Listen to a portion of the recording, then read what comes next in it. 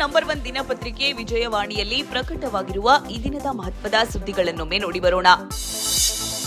ರಾಜ್ಯದ 84 ನಿಗದಿತ ಉದ್ಯೋಗಗಳಿಗೆ ಕನಿಷ್ಠ ವೇತನ ಪರಿಷ್ಕರಣೆ ಅಧಿಸೂಚನೆ ಹೊರಡಿಸಿ ತಿಂಗಳು ಕಳೆಯುವಷ್ಟರಲ್ಲೇ ಪರಿಷ್ಕೃತ ವೇತನ ಮರುಪರಿಶೀಲಿಸುವಂತೆ ಸರ್ಕಾರದ ಮೇಲೆ ಉದ್ಯಮ ವಲಯದ ಒತ್ತಡ ಹೆಚ್ಚುತ್ತಿದೆ. ಈ ಸಂಬಂಧ ಹೂಡಿಕೆ ತರುವಲ್ಲಿ ಪ್ರಮುಖ ಪಾತ್ರ ವಹಿಸುವ 2 ಇಲಾಖೆಗಳು ಸೇರಿ ವಿವಿಧ ಇಲಾಖೆಗಳ ನಡುವೆ ಅಭಿಪ್ರಾಯ ವಿನಿಮಯ ಪ್ರಕ್ರಿಯೆ ಶುರುವಾಗಿದೆ. ಈ ಬೆಳವಣಿಗೆಯ ಸುಳಿವರಿತ ಕಾರ್ಮಿಕ ಸಂಘಟನೆಗಳು ದುಬಾರಿ ದಿನಗಳಲ್ಲಿ ಪರಿಷ್ಕೃತ ಕನಿಷ್ಠ ವೇತನ ಕಡಿತ ಮಾಡುವುದು ಸರಿಯಲ್ಲ ಎಂಬ ಆಗ್ರಹ ಮುಂದಿಟ್ಟಿರುವುದು ಹೊಸ ಬೆಳವಣಿಗೆ.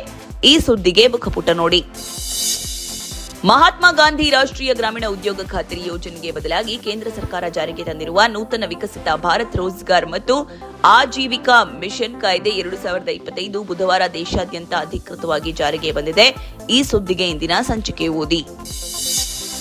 ಕಂಕನಾಡಿ ನಗರ ಪೊಲೀಸ್ ಠಾಣೆ ಬಳಿ ಬುಧವಾರ ಮುಂಜಾನೆ ಭಾರೀ ಮಳೆಯಿಂದಾಗಿ ತಡೆಗೋಡೆ ಕುಸಿದು ಹಳೆ ಕಟ್ಟಡದಲ್ಲಿದ್ದ 4 ಬಾಡಿಗೆ ಮನೆಗಳ ಮೇಲೆ ಬಿದ್ದ ಪರಿಣಾಮ 2 ಕುಟುಂಬಗಳಿಗೆ ಸೇರಿದ 2 ಮಕ್ಕಳು ಮತ್ತು ಓರ್ವ ಮಹಿಳೆ ಮೃತಪಟ್ಟಿದ್ದಾರೆ. ಈ ಸುದ್ದಿಗೆ ಮುಖಪುಟ ನೋಡಿ.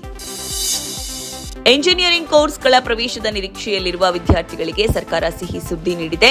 ಡಾಕ್ಟರ್ ಸಡಗೋಪನ್ ಸಮಿತಿ ವರದಿ ಪ್ರಕಾರ ಈ ಬಾರಿ ಕಂಪ್ಯೂಟರ್ ಸೈನ್ಸ್ ಮತ್ತು ಸಂಬಂಧಿತ ಸೀಟುಗಳ ಸಂಖ್ಯೆ ಕಡಿಮೆಯಾಗಬಹುದೆಂಬ ಆತಂಕ ದೂರವಾಗಿದ್ದು, ಲಭ್ಯವಿರುವ 81,000 ಸೀಟುಗಳ ಪೈಕಿ ಬರೋಬ್ಬರಿ 41,000 ಸೀಟುಗಳನ್ನು ಕಂಪ್ಯೂಟರ್ ಸೈನ್ಸ್ ಮತ್ತು ಸಂಬಂಧಿತ ಕೋರ್ಸ್ಗಳಿಗೆ ಮೀಸಲಿಡಲಾಗಿದೆ. ಈ ಸುದ್ದಿಗೆ ವಿಜಯವಾಣಿ ಓದಿ.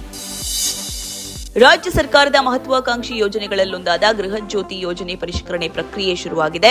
ಮತ್ತೊಂದೆಡೆ ಇನ್ನೊಂದು ವಾರದಲ್ಲಿ ಗೃಹಲಕ್ಷ್ಮಿ ಫಲಾನುಭವಿಗಳನ್ನ ಪರಾಮರ್ಶೆಯನ್ನ ಕೈಗೆತ್ತಿಕೊಳ್ಳಲು ಸರ್ಕಾರ ಸಿದ್ಧತೆ ಪೂರ್ಣಗೊಳಿಸಿದೆ.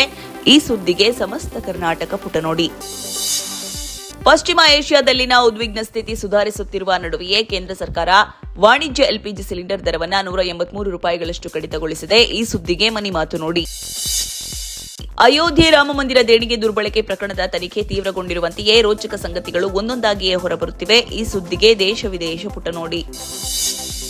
ಜೂನ್ ತಿಂಗಳಿನಲ್ಲಿ ಯುರೋಪ್ ಖಂಡದಾದ್ಯಂತ ದಾಖಲೆ ಮಟ್ಟದ ತಾಪಮಾನ ಹೆಚ್ಚಾಗಲು ಹೀಟ್ ರೋವ್ ಪ್ರಮುಖ ಕಾರಣವಾಗಿದೆ. ಯುರೋಪಿನ ಫ್ರಾನ್ಸ್, ಸ್ಪೇನ್, ಜರ್ಮನಿ ಮತ್ತು ಯುಕೆ ದೇಶಗಳಲ್ಲಿ ತಾಪಮಾನವು 40 ಡಿಗ್ರಿ ಸೆಲ್ಸಿಯಸ್ನಿಂದ 44 ಡಿಗ್ರಿ ಸೆಲ್ಸಿಯಸ್ ದಾಟಿದ್ದು, ಈ ಸ್ಥಿತಿ ಏಕೆ ಸೃಷ್ಟಿಯಾಯಿತು, ಇದಕ್ಕೆ ಪರಿಹಾರವೇನು? ಈ ಕುರಿತಾದ ವಿವರಕ್ಕೆ ಚಿಂತನ ಪುಟ ನೋಡಿ.